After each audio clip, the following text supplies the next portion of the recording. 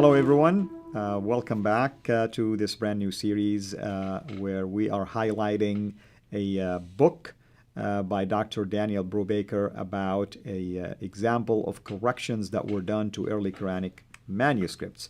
I'm your host, Al Fadi, and with me here to continue this discussion and dialogue, Dr. Jay Smith.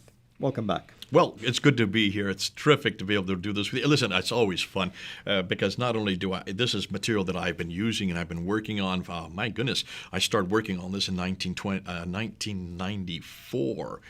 So we're talking about we're talking about 25 years ago. So for 25 years, I've been working on this kind of material. But more importantly, since 2014, these specific let's look at the manuscript. Let's put up on slide to look at what we're talking about. These are the 6 major manuscripts that we introduced back in 2014 when Dan Brubaker's material first went public because of the fact his doctoral thesis had just been finished. This next slide here, you have the Topkapi, which is on the left, the Samarkand, which is on the right. Those are probably the 2 most famous ones, the ones Muslims like to go. As long as I've been working in 25 years with Muslims, they have always told me, including Shabir Ali, that these 2 were complete and unchanged. And they're also the claim that they're both part of the Uthmanic basically distribution copies that he made. Uthmanic Razm, the Uthmanic Mushaf, as they call them. That's correct. Which here are 2 others. This is the Ma'il, which is in London, and the Petropolitanus, which is in France. Just as we're going through them, the Ma'il is dated to, some would date it to the early 8th. Others, like Dr. Martin Ling's, dated to the late 8th. Nonetheless, it's 8th century. The Petropolitanus is early 8th century. Let's look at these last 2, and this is the Husseini on the left, which is in Cairo. It's a monumental text because it's so huge. And then, of course, the Sana'a, the one that you're working on, which is probably the most exciting. I just want to give you a quick look at that. Just look at that one on the right there, Sana'a. And you notice that yellow mark that's there. That's right, yep. That's in the last episode we were talking about, or 2 episodes ago, we were talking about how you put decorations, and that's how you can date it. One of the reasons why they can date the Sana'a manuscript. On the right side of the page, that is dated to 705. On the left side of the page, you can see the script is different. That's right, different scribe. Different scribe, That's and right. According to people like Dr. Gerard Puyn and Dr. Elizabeth Puyn, 2 husband and wife, who both have their doctorates, who have probably done more study on this manuscript than anybody else, they date to the left side of the page to about 50 to 60 years later. So That's even right. between those 2 pages, Surah 19 and Surah 22 on the right, Surah 20 begins on the left, Yeah. a much, much later date. And people can see, the number even of lines is different, basically. The type of script is different, and that's how The we margin, on the top and the bottom. This is an and- example how you Yes, date scripts, that's just right. by how the script changes. right. Now, I want to highlight these 2 different scholars. Here's the first one, Dr. Ekbeladin. Let me just put his picture up here.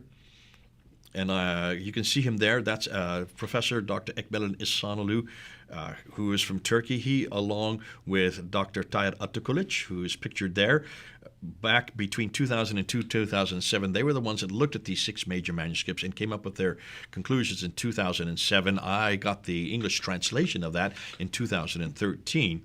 And they are the ones that have said clearly that none of these manuscripts are from Uthman. That's Not correct. one of them. That's correct. And Nor are they copies. In their introduction, I have these copies myself. In the introduction, they're very honest about it. They'll tell you Al-Musaf that. al-Sharif is the book that they published. Right. You can get PDFs of it. You cannot buy the books in itself anymore because they're completely out of print. We have one at Fander in London. I know that Dan Brubaker has one in his library. Right. So they were able to get it quickly so that we can look at it. And so the entire Topkapi is there in that Musaf al-Sharif. But they talk about these 6 major manuscripts, and they make claim after claim. It was Tayyar Atakulic that first exposed to the world that the Topkapi has 2,270 of these manuscript variants. Correct. So these are the variants that we're going to look at. Now, Dan Brubaker, when he came out with his thesis, doctoral thesis in 2014, if you look at the next slide, he noticed that there were 7 types of consonantal variants, not kirat, not ahruf. He was very clear. This has nothing to do with vowelizations. This has nothing to do with diacritical marks because there were no vowels. There was no dots in these early manuscripts. Correct. And he found these 7 different types of changes. Let's just look at them real quickly. And this is a review of what we did last year. The first one were insertions. What does he mean by that? Where a word is inserted. I mean, for instance, let me try to show people what is going on here. Just take a look at what I'm going to circle, right? This word 7, by the way, Muslims believe in 7 heavens. Well, this word 7 is inserted. And notice what's going on.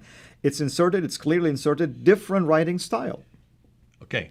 And it's also a thinner nib. That's right. We're going to actually unpack that. We're going to be looking at one of them because those are one of the 20. And look here, Ar-Rahim, the same thing. The word is different. And you can tell they erase something and they put something on top of it with a different also pen, a different writing style. Okay. Now are erasers. What are we talking about here? And here's what we mean by erasers. As the word says, they erase something. You can tell right here, something erased. Right here, something was erased. Right here, something was erased. Those are very damaging, Jay. Why? These are more damaging than insertions. And the reason is very simple. Insertions, you could say, well, they just were lazy or they were inept or they were in a hurry. Or someone came after them and corrected and they it. realized, hold on a minute, I've missed this word. I can stick it up in there. That's what we call scribal error. And that you'll find in biblical text, you'll find it in any archaic text. That's quite normal. That's not really that damaging. It doesn't mean it wasn't there at the beginning. Whatever they were copying from is probably there in the original. Right. We don't have any of the originals, so we just assume that they made a mistake. So that's all. But erasers, if you erase something, that means it was there. That it was an addition that shouldn't have been there. That's right. And let me elaborate further on the damage that this can cause. It was there for a while. There is a reading or 2 or 3 that evolved out of it. There's schools that believe it should have been there. And now somebody came in and decided, no, we're going to take it out. In fact, let's go to the next one because the next one, as you see, here are erasers where they've written over top of it. Talk about damage. They're trying to correct it, and they're not, and you can see they have erased it to try to censor it, and they've written it in some cases, like the middle one. Look at this. It's very clear. It's in a different color. I mean, they're not even trying to excuse it. And right here, that something was erased and written in different color. Look, right here, you can see something was erased and they used something extended, basically. So these are really damaging because erasers, this is a censorship. And as we're now finding, these are standardization. This is standardization. We're going to show the conclusions of that, and I'm going to come to conclusions as we unpack. And here's what we mean by standardization. There has been a process to standardize that reading, which means it took a while. It's a progressive process. At some point later, they decided how to standardize it. Now let's look at the next one because here you have overwriting without erasers. They're not even bothering to erase it. They're just writing over top it. So you can see the undertext and the upper text. This one is very clear. Totally different writing style, and it's written over something. So in fact, this one right here is kind of interesting one. You look at an entire verse that was inserted basically on top of something else. The whole writing style is totally different. This is mile. The other one is just regular. Okay, so there an entire verse has been changed. Now let's look at the other real damaging one are what we call coverings. Why are coverings damaging? Covering damages the same thing as erasures. You have decided that there is something shouldn't be read, and you want to ensure that you put a piece of leather or material on it, maybe for the intent to even rewrite something on top of it, as the case. Look here. This is kind of like a patch, if you wish, that was put in there. A patch that was put in there. Take a look at the middle one. How many do you count there? A lot of them. I mean, you can't even tell what's going on. In fact, the words have been butchered. You can't even make up a word anymore. I count 7 different coverings on just one page. And Jay, here's what's so important about this. If it was damaged, they could have thrown it away, right? Or washed it off. But no, they realize they're stuck with what they have. They have to preserve it. Now they have to make corrections. Hold on to that thought because that's going to be hugely significant when we come to conclusions as to why they didn't just wipe it off and write over top. That's right. You'll see why, and that's because of what these manuscripts are and the importance of these manuscripts. And we're going to, well, I'm not going to get into, I don't want to do it because I'm going to steal my thunder. So let's go to one more, and this is selective coverings overwritten. Here is exactly what you did say. They're covering it, and then they're writing over top of it. And let me help people see. See this red? Of course, over time, it turns into this color. So something was here, and then they wrote on top of it. The same thing here. You can see something was here and wrote on top of it. So that's what's going on. So these are intentional. They're not trying to, they don't care who knows that they're doing this. Absolutely. They're not trying to hide this. And you can see the ink is darker, meaning it's newer. and the style is different. It's also thicker. It's easy to deduct these things. And in some case, an entire word has been covered over and only two letters Right. are replacing it. And I like this one, for instance. They stretch the word or the letter because they want to cover up as much space as possible. Exactly. One, and this will be the last one then, the tapings. Now, let me just, if you could just point to the central one, look at the taping at the top there. Right here, you can see the tape is right here. When Dan saw this, he said, well, maybe there's a damage. Maybe this is just a damaged piece. That's why they've tipped it. But he looked on the back side, and that's the bone below it, where the square is that he superimposed there. He put that square that's there. Right and here. now you're showing it. That is the back side. You can see there's no damage there whatsoever. Exactly, because if there was damage, this is the back of it, then the damage would have went through. That's right. So it's obviously they are trying to cover something in the top part there. When you look on the left one, you can see a taping right at the very top. And this one is very obvious. I mean, you cannot miss it. There's writings, all of a sudden you have a gap. I mean, you can spot it immediately. Yeah. In fact, I see 1, 2, 3 on that particular page that we're focusing on. Right. So these are the 7 different types of corrections that Dan came up with, and this is what we introduced back. Well, I introduced it publicly when I did my debate with Dr. Shabir Ali in 2014. Wonderful. What I like to do now is to start to go into Dan's book. And I think we need to, give a teaser about how we're going to handle it in the episodes to come.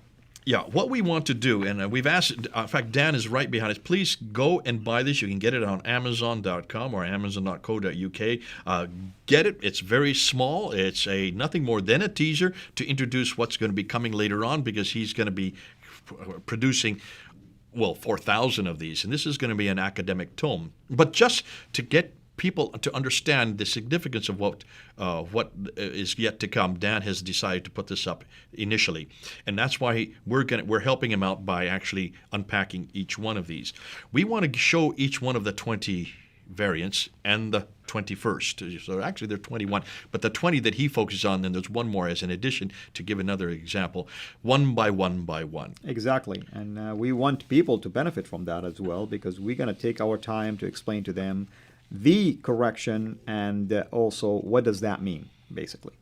Now, let's go ahead and let's start with the very first one. Very good. So let's look at the slide. Take it away. We can see there, this is called the Topkapi manuscript, the one that we've introduced before. This is the one that's in Istanbul at the Topkapi Palace in Turkey. It is called the Musaf al-Sharif, and it is from Surah 9, verse 72. Go ahead and read the Arabic at the top. This is the Arabic transliteration saying, وَرِضْوَانٌ مِّنَ اللَّهِ أَكْبَرُ ذَلِكَ هُوَ الْفَوْزُ الْعَظِيمُ. And I'll do the translation. And Allah's good pleasure is greater. That is the great triumph. Now, in the verse in the Topkapi now reads, it is. Can you see it there? Look at the green arrow. Can you see what it's pointing to? So this is what it is. I mean, I'm going to show people what I mean by that. So it's a huwa that's been added. So this huwa right here is this one right here.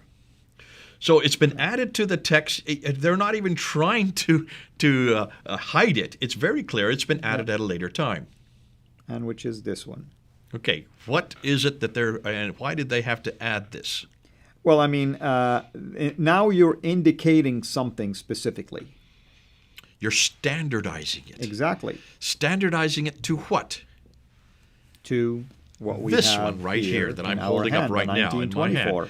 They're standardizing it to this text. So it's done backward. So this text here and here was chosen from a student named Hafs. That's right. Who died in 796. The committee there in 1924 Cairo realized, and to understand, remember, let's do a quick review. Back in 1924, the Department of Education in Cairo, just the city of Cairo, realized that the students were they were trying to have standardized tests, and that the students were giving different answers to many of the questions, because many of the questions on the Quran, they were saying, what does this verse say and what does it mean? When they were writing, this is what it says and this is what it means, each student was coming up with different writings and different meanings, and they couldn't standardize the text. So they realized we can't do this because we're talking about different Qurans with different meanings. Correct. So therefore, they had to ask this committee there in Al-Azhar to standardize one of these texts. And that's why this committee took a student who died in 796 named Hafs, who lived in Kufa. They took his as the standard text. Correct. And here's what that means. It's a human intervention that decided what that earlier should have read. So these are a committee in Al-Azhar University in Cairo standardizing only one Quran for just the city of Cairo. What happened to all the other Qurans in Cairo that were not part of that standard? Do you know what happened? Let me tell you. You want to take a guess? Burned? Gabriel said, no, that's what they did with Uthman. Yeah. They took them out into a boat and they sunk them in the Nile. They actually sank them in the Nile. This is, I kid you not, they tried to censor them by sinking them. Now, they're still in the Nile today. They're still down there. You can probably pull them back. You don't need to. How can you think that by sinking them in the Nile, that's going to destroy the problem? Because even today, Hatun Tash is able to find 31. Did I say 23? 31 of them. Because obviously not everyone is going to give up their copies. Oh, you've got to go to Morocco. You've got to go to Jordan. You've got to go to Yemen. That's the 3 countries she went to find just the ones they're available in the marketplaces. But in Cairo, at least, they try to sink them to get rid of them. See, when Muslims don't like anything in the Quran, when they find differences, they either burn them, or they sink them, or they wash them off. Wash, sink, burn. Wash, sink, burn. That's what Muslims do. Have we ever done that with the Bible? No.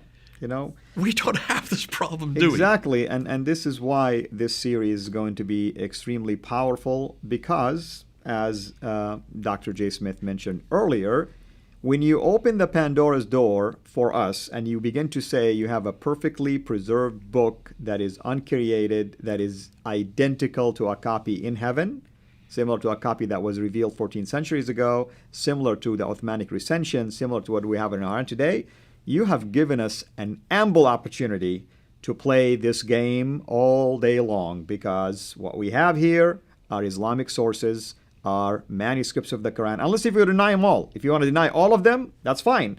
Unless if you want to change your strategy, that's fine. But when you say these kind of things, that's what we're left with. This is a teaser, and in the episodes to come, we'll begin to take a look at those one by one. Thank you, Dr. Smith. And I'm excited really to do this with you. Until we meet again, have a blessed day. Thanks for watching. Make sure to like and subscribe. Also, hit the bell so that you don't miss future videos. And please consider becoming a patron at patreon.com/Sira International. And together we can introduce Muslims to the gospel of Jesus Christ. Thank you.